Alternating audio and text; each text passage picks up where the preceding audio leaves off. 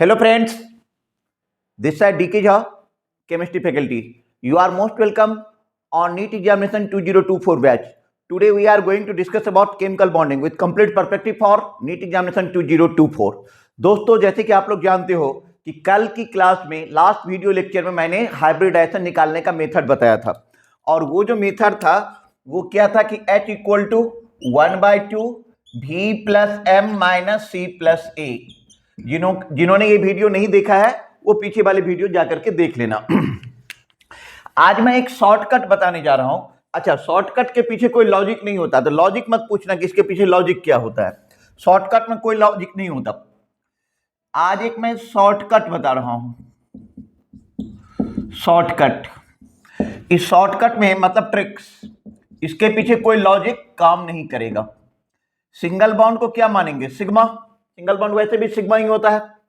अच्छा, double bond में एक पाई एक सिग्मा, ट्रिपल बॉन्ड में pi sigma pi, coordinate bond को काउंट कर लेंगे सिग्मा, सिंगलेट बॉन्ड को काउंट कर लेंगे सिग्मा, और लोन पेयर ऑफ इलेक्ट्रॉन जो एक्चुअली में पाई इलेक्ट्रॉन है, लोन पेयर ऑफ इलेक्ट्रॉन जो एक्चुअली में डिलोकलाइज्ड इलेक्ट्रॉन है, पाई इलेक्ट्रॉन है, इसको भी हम लोग शॉर्टकट करते समय सिग्मा ही काउंट कर लेंगे। ठीक है, क्योंकि मैंने पहले ही बता दिया कि शॉर्टकट का कोई लॉजिक नहीं होता है। अच्छा, तो अब आप यहां पे देखिए कि number of sigma bonds, number of sigma bonds यदि 2 हो जाए 2, तो हाइब्रिडेशन क्या हो जाएगा? sp3 sp2 4 sp3 5 sp3d 6 sp3d2 7 sp3d3। ठीक है, sp3d3। अब यहां पे देखो आप कि जैसे हमने लिया CH4 लिया तो 1 sigma single bond, second sigma single bond single bond single bond, 4 sigma हो गया तो हाइब्रिडेशन हो जाएगा sp3। आपने लिया वाटर, वाटर सिंगल बॉन्ड क्या हो जाएगा? सिग्मा सिंगल बॉन्ड सिग्मा, और ये जो लोन पेयर ऑफ इलेक्ट्रॉन है इसको भी हम क्या काउंट कर लेंगे? सिग्मा। तो 4 सिग्मा पे क्या आ जाएगा? sp3। हमने लिया अमोनिया तो 1 lone pair H H H, 1 sigma 2 sigma 3 sigma 4 sigma, 4 sigma पे क्या हो जाएगा बेटा? sp3। कोई सा भी एग्जांपल ले लो। हमने लिया BeCl2, हमने ले लिया BeCl2 तो BeCl2 1 सिग्मा 2 सिग्मा sp। हमने लिया PCl5, देखो PCl5 1 2 3 4 5, PCl5 1 sigma 2 sigma 3 sigma 4 sigma 5 sigma, तो ये हो जाएगा आपका sp3d। तो ये जो कल मेथड बताए थे उससे आगे आज ये मैं ट्रिक बता रहा हूं कि ट्रिक के हेल्प से भी नीट एग्जाम में आसानी से बिना कुछ किए हुए तुम हाइब्रिडाइजेशन निकाल सकते हो। ठीक है, नोट डाउन कर लो आप इसे।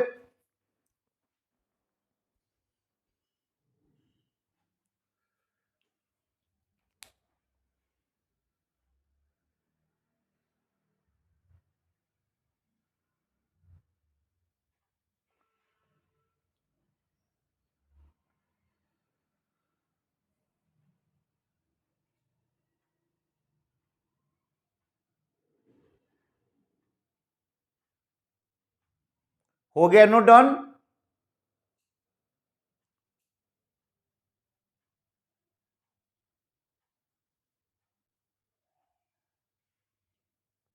ठीक है, आगे बढ़ते हैं। अब हम देखते हैं कि हाइब्रिडाइजेशन के हिसाब से ज्योमेट्री कैसे निकालेंगे। अच्छा, ज्योमेट्री में पहले ही मैं क्लियर कर देता हूं कि अभी मैं लोन पेयर को कंसीडर नहीं कर रहा हूं। लोन पेयर को कंसीडर करूंगा तो हमें valence shell electron pair repulsion theory लगाना पड़ेगा। अभी मैं उसको कंसीडर नहीं कर रहा हूं, डायरेक्ट लगा रहा हूं कि विदाउट लोन पेयर वाला। तो जैसे आपके पास है क्या? sp है, sp2 है, sp3 है, sp3d2 एंड sp3d3। ये हो गया। sp का शेप क्या हो जाएगा बेटा? पता ही होगा तुम लोगों को, linear. sp2 trigonal planar, trigonal planar. sp3 मतलब ये इसका ज्योमेट्री है सारा का सारा। sp3 हो जाएगा टेट्राहेड्रल।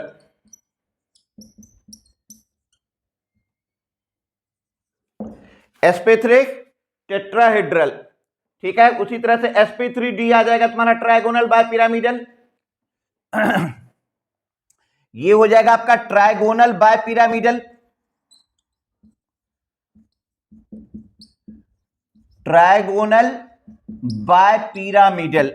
sp3d2 हो जाएगा ऑक्टाहेड्रल। ऑक्टाहेड्रल। और sp3d3 हो जाएगा pentagonal bipyramidal. Pentagonal bipyramidal. Note कर लो पहले।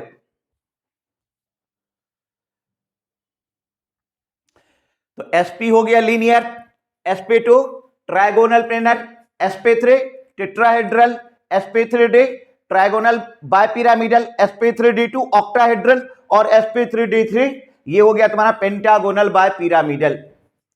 अब sp जैसे कि इसका एग्जांपल हो गया तुम्हारा BeCl2। एग्जांपल भी यदि आप लेते हो तो ये एग्जांपल हो गया आपका BeCl2। BeCl2 sp2 का ले लो। sp2 में तुम ले सकते हो CO3 2 माइनस, sp3 ले लो CH4, sp3d में ले लो PCl5, sp3d2 में एक एक एग्जांपल ही लेना है। sp3d2 में तुम ले लो SF6,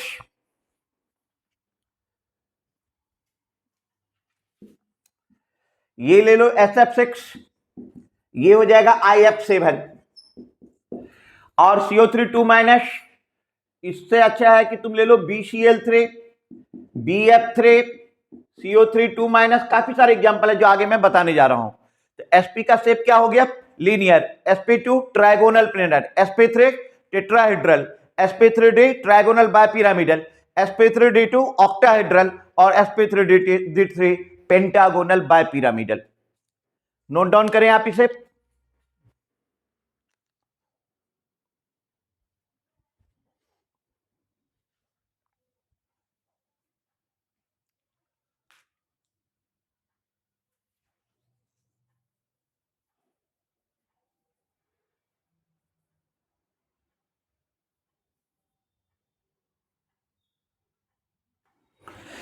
बच्चों अब हम देखने जा रहे हैं कि position of lone pair and multiple bond. ये बहुत बड़ी बात है कि कहां पे लोन पेयर को प्लेस किया जाए और कहां पे मल्टीपल बॉन्ड को। इसको एक एक करके एकदम ध्यान से देखना, बहुत ही इंपॉर्टेंट टॉपिक है, बहुत ही सॉलिड टॉपिक है नीट के लिए। सबसे पहले चलो कि यदि हाइब्रिडेशन sp है, sp2 है या sp3 है, तो आप लोन पेयर या मल्टीपल बॉन्ड कहीं भी प्लेस हो सकता है, एनीवेयर। यदि हाइब्रिडेशन sp3d है तो ये इक्विटोरियल पोजीशन पे जाएगा। कहां पे जाएगा? इक्विटोरियल पे। यदि आपका हाइब्रिडेशन sp3d2 है तो एक्सियल पोजीशन पे जाएगा। sp3d3 है और लोन पेयर एक ही है तो इक्विटोरियल पे, और लोन पेयर दो है तो एक्सियल पे जाएगा। फिर आप यहां पे देखो sp3d में और sp3d3 में यदि टर्मिनल एटम सेम है तो sp3d में क्या होगा कि axial bond length is greater than equatorial bond length, and sp3d3 में क्या हो जाएगा कि axial bond length less than equatorial bond length. तो ये पॉइंट को काफी इंपॉर्टेंट है, याद रखो आप लोग कि कैसे करोगे कि यदि sp2 और sp3 है तो लोन पेयर या मल्टीपल बॉन्ड जो कुछ भी है उसको कहीं भी प्लेस कर सकते हो।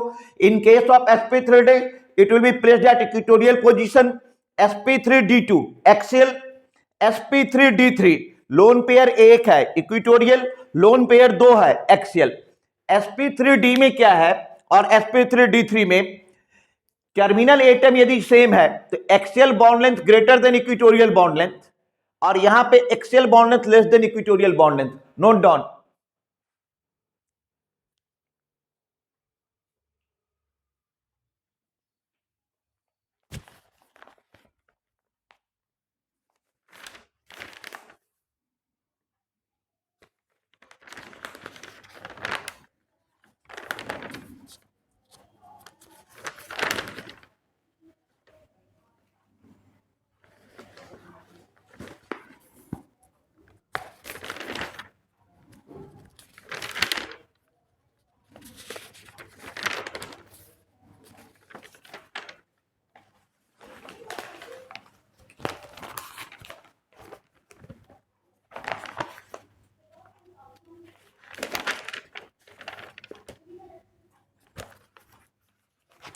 नोट कर लिया आप लोगों ने?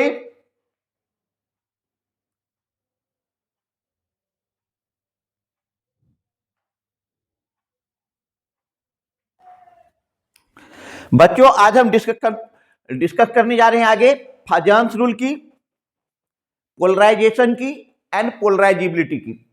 सबसे पहले ये देखो,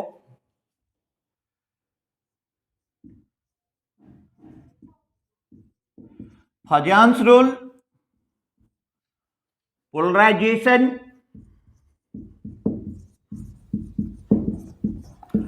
एंड पोलराइजिबिलिटी।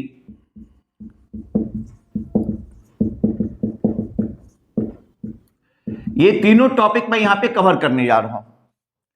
सबसे पहला टर्म यहां पे आ जाओ, polarisation.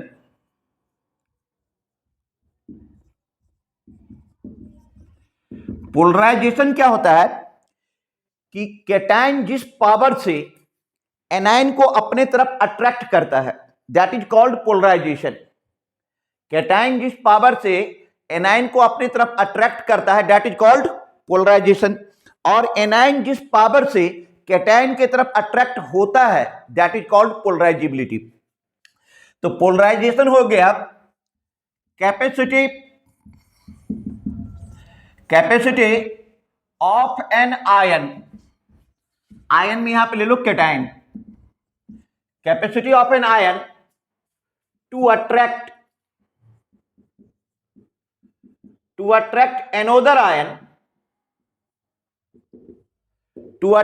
another ion, another ion में यहां पे ले लो आप anion, is called polarization,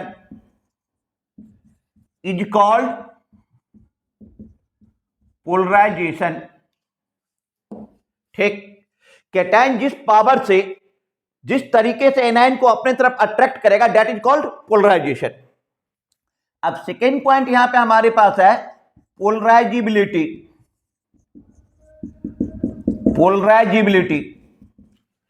capacity of an ion,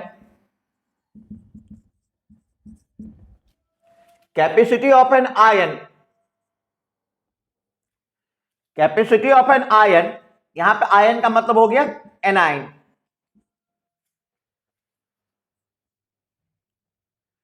To get polarized,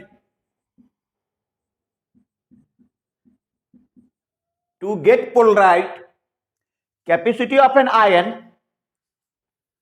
to get polarized is called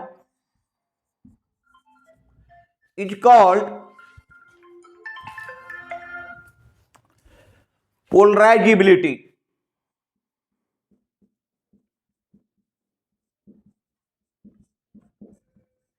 cation जिस पावर से एनायन को अपनी तरफ अट्रैक्ट करता है, that is called polarisation.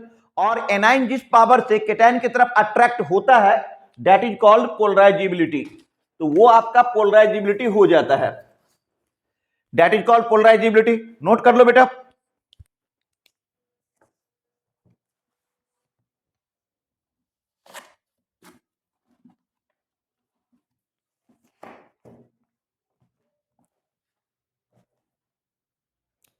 That is called polarisability.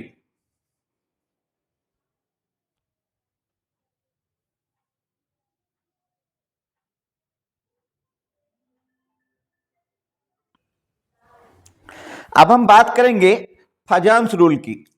अब आप यहां पे देखो फाजान्स rule.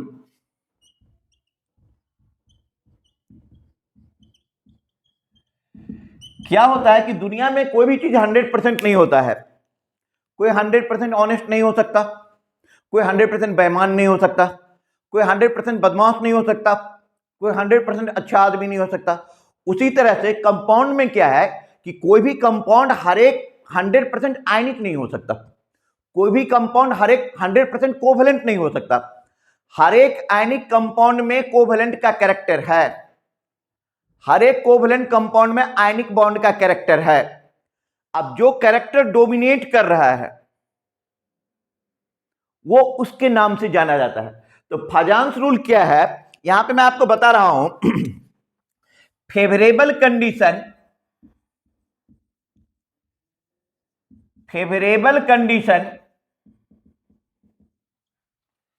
Favourable condition for covalency, मतलब आयनिक कंपाउंड में कोवैलेंट कितना ज्यादा है इसके लिए favourable condition. Favourable condition for covalency, A small cation हो,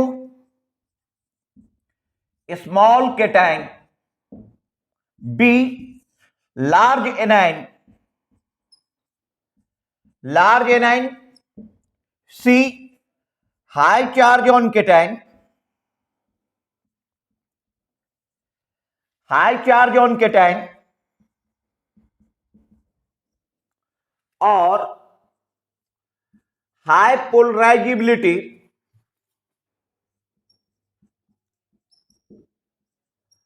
हाई पोलराइजिबिलिटी ऑन एनाइन। तो स्मॉल केटाइन हो, लार्ज एनाइन हो, हाई चार्ज ऑन केटाइन हो, या हाई पोलराइजिबिलिटी ऑन एनाइन हो, यदि ये कंडीशन रहेगा तो कोवैलेंट बॉन्ड फेवरेबल होगा। तो कोवैलेंट बॉन्ड क्या हो जाएगा? फेवरेबल हो जाएगा। अब मैं इसका एग्जांपल लेकर के आप लोगों को बता रहा हूं, ठीक है? इसका एग्जांपल लेकर के पहले आप ये नोट कर लो कि favourable condition for covalency small cation, large A9, high charge on cation और हाई पोलराइजिबिलिटी ऑन एनाइन। अब एक एक करके देखो। सबसे पहला फैक्टर जो हम यहां पे ले रहे हैं वो ले रहे हैं साइज ऑफ केटाइन से। मतलब सबसे पहले हम चेक कर रहे हैं size of cation. Size of cation, मान लो आपने लिया LiCl, NaCl, KCl, RbCl और CsCl। गौर करके देखो इसमें एनाइन क्या है? सेम है, सब में एनाइन कौन है? क्लोरीन है। और केटाइन का साइज देखो तो lithium plus sodium plus potassium plus rubidium plus caesium plus, A9 का साइज क्या हो रहा है? सॉरी, केटाइन का साइज क्या हो रहा है? इंक्रीज कर रहा है। तो यहां पे ऐसे पहले पॉइंट बना दो कि साइज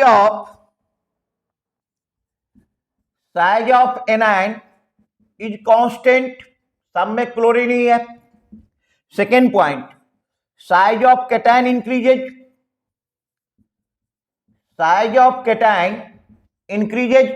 केटाइन का साइज बेटा क्या कर रहा है? इंक्रीज कर रहा है। अब थोड़ा रूल पढ़ो, स्मॉल केटाइन फेवरेबल है किसके लिए? स्मॉल केटाइन फेवरेबल है कोवैलेंट बॉन्ड के लिए। इसका मतलब ये मोर कोवैलेंट है, ये लेस कोवैलेंट है। तो कोवैलेंट कैरेक्टर क्या हो जाएगा? डिक्रीज कर जाएगा। Covalent character decreases, covalent character decreases, covalent character decreases. Note कर लो।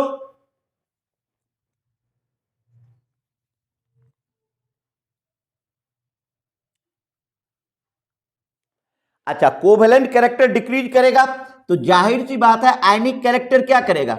इंक्रीज करेगा। आयनिक कैरेक्टर इंक्रीजेज, आयनिक कैरेक्टर इंक्रीजेज। अच्छा, हम दूसरा एग्जांपल ले रहे हैं, BeCl2,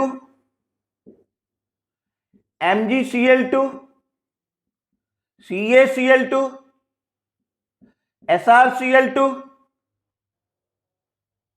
BaCl2। जरा इस एग्जांपल को देखो, इसमें भी क्या है कि size of anion is fixed. Size of anion is fixed. A9 का साइज बेटा क्या है? फिक्स्ड है। Size of cation increases, size of cation, size of cation increases. Cation का साइज इंक्रीज कर रहा है तो कोवैलेंट कैरेक्टर क्या करेगा? डाउन द ग्रुप डिक्रीज कर जाएगा। तो covalent character, covalent character decreases. तो आयनिक कैरेक्टर क्या हो जाएगा? आयनिक कैरेक्टर इंक्रीज कर जाएगा। आयनिक कैरेक्टर इंक्रीजेज, आयनिक कैरेक्टर इंक्रीजेज। तो फाजान्स रूल में मैंने बताया क्या था कि स्मॉल केटाइन हो, लार्ज एनायन हो, हाई चार्ज ऑन केटायन हो, या हाई पोलराइजेबिलिटी ऑन एनायन हो। तो पहला फैक्टर यहां पर हम डिस्कस करने जा रहे हैं साइज ऑफ केटायन। ठीक है, तो एनायन का साइज कांस्टेंट है, केटायन का साइज इंक्रीज कर रहा है, तो कोवेलेंट कैरेक्टर क्या हो रहा है, डिक्रीज कर रहा है। तो आयनिक कैरेक्टर क्या कर रहा है, इंक्रीज कर रहा है। अब ये आपके सामने ये सेकंड एग्जांपल है, यहां पे साइज ऑफ एनायन क्या है, फिक्स है। केटायन का साइज क्या हो रहा है, इंक्रीज कर रहा है, तो कोवेलेंट कैरेक्टर क्या करेगा, डिक्रीज करेगा। तो आयनिक कैरेक्टर क्या करेगा, इंक्रीज करेगा। नोट कर लो आप इसे।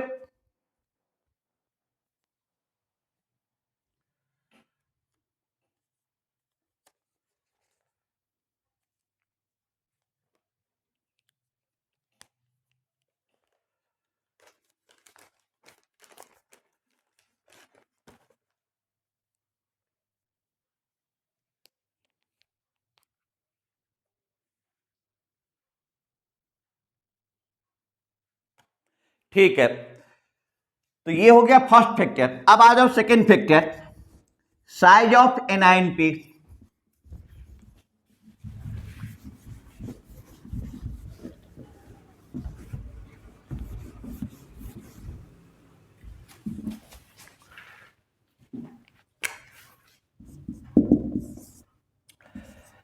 साइज ऑफ एनाइन, एनाइन का साइज जितना बड़ा होगा कोवेलेंट कैरेक्टर उतना ज्यादा होगा।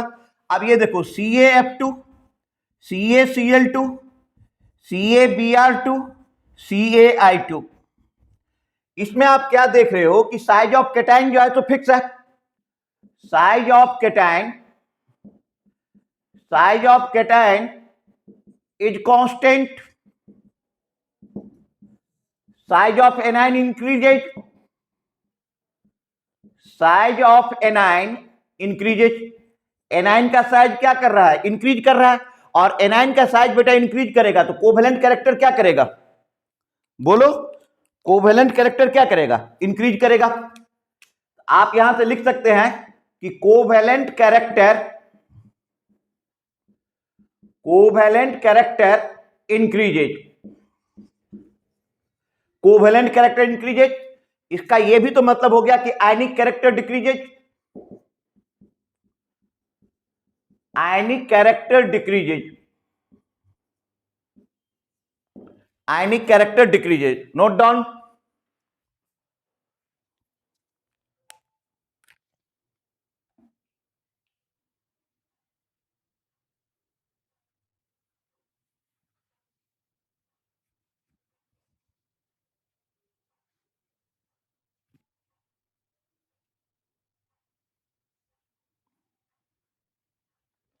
लिख लिया आपने। अब आ जाओ आप थर्ड फैक्टर पे। थर्ड फैक्टर था चार्ज वाला। जो चार्ज वाला फैक्टर है, में आप ये समझ लो कि polarization, polarization is directly proportional to charge on cation या एनाइन, चार्ज ऑन केटायन या एनाइन के डायरेक्टली प्रोपोर्शनल है। हमने लिया NaCl, हमने ले लिया MgCl2, हमने ले लिया AlCl3, NaCl, MgCl2, AlCl3, और ले लो एक और चार वाला भी ले लो SaCl4। अब यहां पे देखो -1 +1, ये -2 +2, -3 +3, -4 +4। देख रहे हो आप? तो केटायन का चार्ज क्या हो रहा है, चार्ज ऑन केटायन इंक्रीज कर रहा है, तो कोवेलेंट कैरेक्टर भी क्या करेगा, इंक्रीज करेगा। तो यहां पे आप लिख सकते हो कि charge on cation increases, charge on cation increases. तो सेकेंड पॉइंट क्या हो जाएगा, कोवेलेंट कैरेक्टर इंक्रीजेज,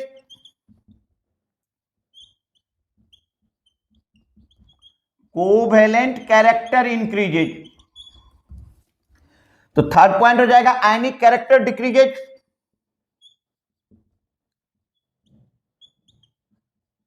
आयनिक कैरेक्टर डिक्रीजेज। मतलब मेल्टिंग पॉइंट भी क्या करेगा, डिक्रीज करेगा। मेल्टिंग पॉइंट इसका क्या कर जाएगा, डिक्रीज कर जाएगा। नोट कर लो आप इसे।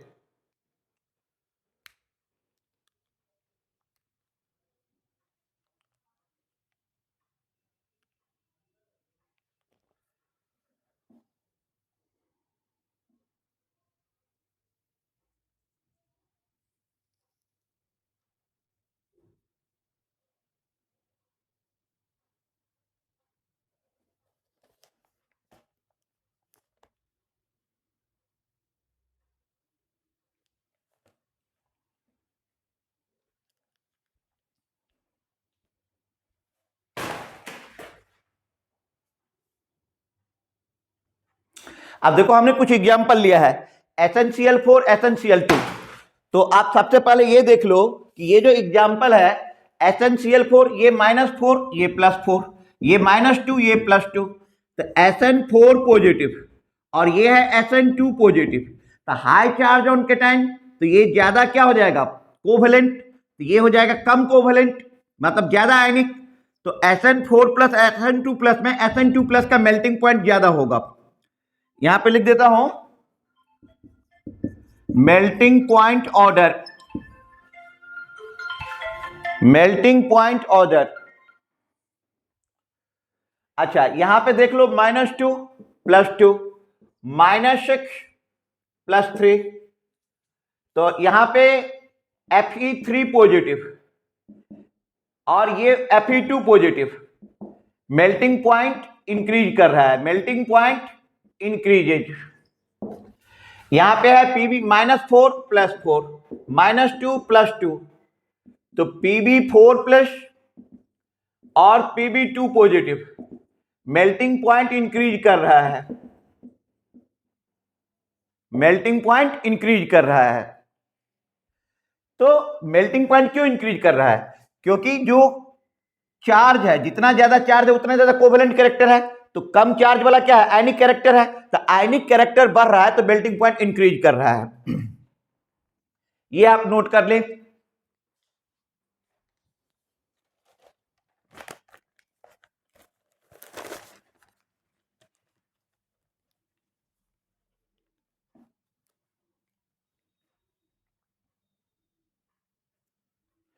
अच्छा नेक्स्ट पॉइंट आप ऐसे भी देख सकते हो कि पोलराइजेशन जो है, polarization is directly proportional to charge on anion, charge on anion, charge on A9.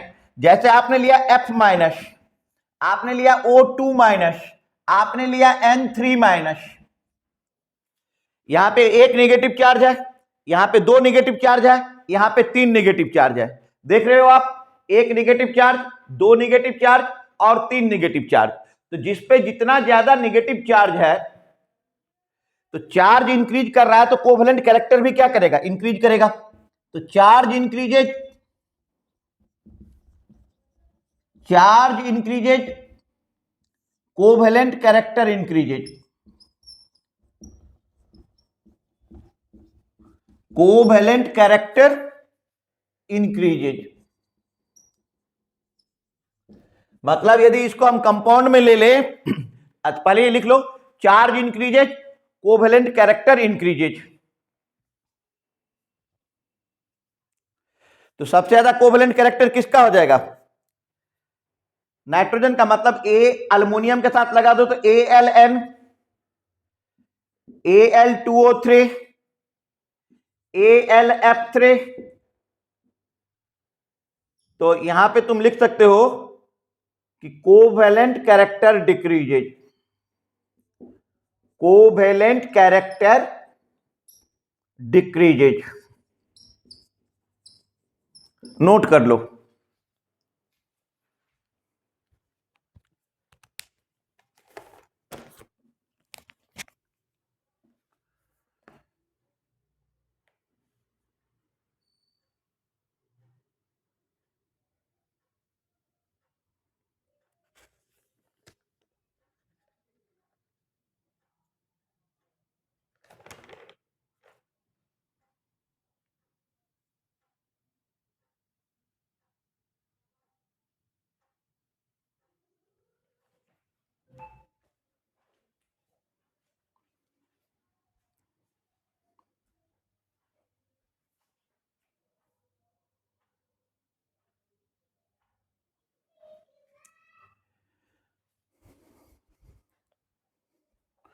Note कर लिया आप लोगों ने यहां तक? ठीक है, तो आज मैंने आपको हाइब्रिडाइजेशन का शॉर्टकट मेथड, मतलब हाइब्रिडाइजेशन से ज्योमेट्री, और उसके बाद फाजान्स रूल, पोलराइजेशन एंड पोलराइजेबिलिटी और उसका एप्लीकेशन यहां तक बता दिया। इससे आगे हम नेक्स्ट लेक्चर में चर्चा करेंगे। Thank you, bye.